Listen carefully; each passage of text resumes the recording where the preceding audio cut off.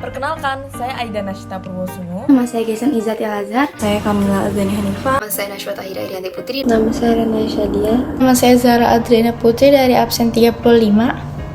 Budidaya atau cultivate merupakan usaha untuk memelihara tanaman atau ternak mulai dari menyiapkan benih atau bibit untuk dipanen hasilnya. Sedangkan budidaya ikan merupakan salah satu bentuk dari budidaya perairan yang khusus membudidayakan ikan di tangki ataupun ruang tertutup. Biasanya digunakan untuk menghasilkan bahan pangan, ikan hias, ataupun sebagai wahana rekreasi. Ikan nila atau nama ilmiahnya Oreochromis nauticus merupakan ikan yang berasal dari Afrika, tapi telah menyebar ke seluruh dunia karena budidaya.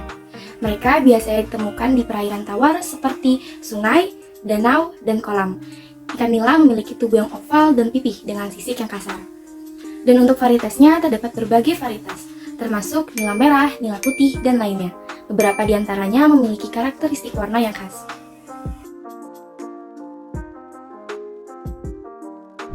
Yang pertama, ikan nila adalah makhluk omnivora, maka dari itu ikan nila bisa memakan semua jenis makanan.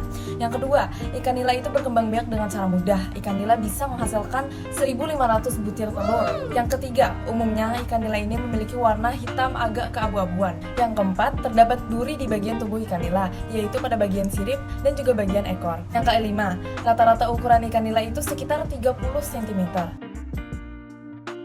Pertama yaitu pilihlah bibit ikan nila yang berkualitas dengan ciri sebagai berikut. Pertama, ikan nila tidak cacat. Kemudian, saat diberikan rangsangan, maka ikan nila akan bergerak secara aktif. Dan terakhir, pilihlah bibit dengan ukuran yang seragam. Yang kedua yaitu menentukan wadah yang akan dijadikan sebagai kolam. Apabila kita ingin membudidayakan ikan nila dalam jangka waktu pendek, maka gunakanlah kolam berbahan dasar terpal.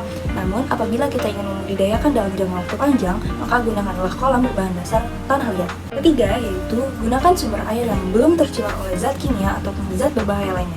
Serta pastikan di dalamnya mengandung plankton ya. Mengapa? Karena plankton sendiri merupakan makanan alami bagi ikan nila. Langkah yang keempat yaitu mempersiapkan kolam ikan dengan cara sebagai berikut. Yang pertama, pastikan 2 minggu sebelum kolam digunakan, keringkan dan jemurlah dasar kolam selama beberapa hari. Kemudian, bersihkan, cangkul, dan ratakan tanah dasar kolam. Perbaiki derajat keasaman tanah dasar kolam menggunakan pupuk tahor. Dan terakhir, berikan pupuk kandang untuk memperbaiki kesuburan tanah. Tahap yang kelima ini adalah penebaran benih ikan nila.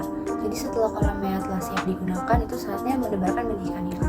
Penebaran benih ini baiknya dilakukan dengan teknik aklimatisasi, yaitu penyesuaian fisiologis agar benih ikan nilanya ini dapat beradaptasi dengan lingkungan perairannya dan gak akan kaget dengan perubahan suhu, tekanan, pH, dan kadar oksigen. Setelah kolamnya sudah ditebar dengan benih ikan nila, itu sebaiknya kolamnya dijaga dan dirawat. Selanjutnya di tahap ke-6 adalah tahap pemeliharaan ikan nila. Di tahap pemeliharaan ikan nila ini yang bisa dilakukan adalah dengan menjaga kualitas air kolam ikan nila. Itu juga dapat dilakukan dengan menguji parameter tertentu seperti kadar oksigen.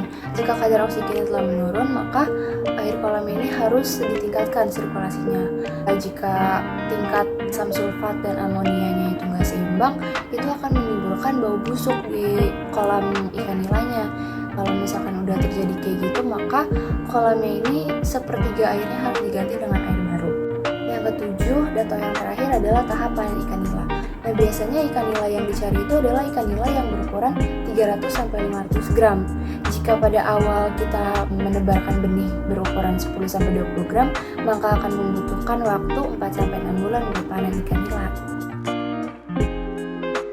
Pertama, permintaan akan ikan nila yang tinggi di pasar domestik dan internasional. Yang kedua, teknologi yang berkembang pesat juga membuka peluang baru dalam budidaya ikan nila. Yang ketiga, peluang untuk melakukan kolaborasi dengan pihak-pihak terkait dalam penelitian dan pengembangan budidaya ikan nila. Yang keempat, potensi penggunaan teknologi hijau dalam budidaya ikan nila. Dan yang terakhir, peluang untuk melakukan diversifikasi produk dan menciptakan nilai tambah dari ikan nila. Yang pertama, ikan nila memiliki daya tahan yang tinggi terhadap berbagai kondisi lingkungan. Yang kedua, adanya pasar yang stabil dan permintaan yang tinggi terhadap ikan nila. Yang ketiga, adanya dukungan pemerintah dan lembaga yang terkait dengan budidaya ikan nila. Yang keempat, biaya produksi yang relatif rendah. Dan yang terakhir, dukungan infrastruktur yang memadai. Yang pertama, adanya gangguan dan penyakit ikan yang rentan menyerang ikan nila. Yang kedua, tergantung pada musim tertentu dalam pemeliharaan ikan nila. Yang ketiga, tingkat persaingan yang cukup tinggi dalam bisnis budidaya ikan nila. Yang keempat, pemilihan bibit unggul yang sulit. Dan yang terakhir, keterbatasan akses terhadap modal usaha. Yang pertama, perubahan iklim dan tingkat suhu yang tidak stabil. Yang kedua, ancaman terhadap kualitas air dan polusi lingkungan. Yang ketiga, persaingan yang ketat dengan para produsen ikan nila yang lainnya. Yang keempat, ancaman dari gangguan dan penyakit ikan nila yang dapat menyebabkan kerugian yang besar. Yang kelima, ancaman dari perubahan tren konsumsi dan selera masyarakat.